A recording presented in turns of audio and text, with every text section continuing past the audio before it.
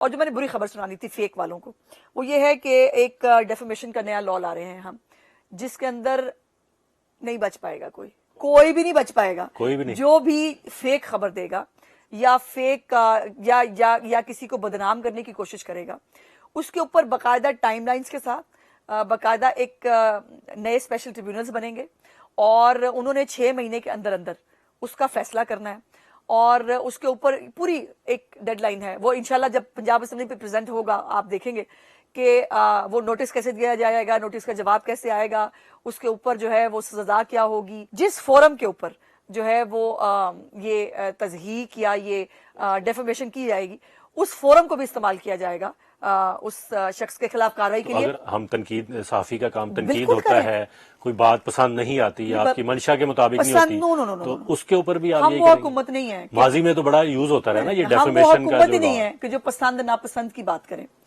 आप जो खबर दें, आपके पास सर्टिफाइड खबर हो, आपके पास डॉक्यूमेंट हो, आपको कौन रोक सकता है?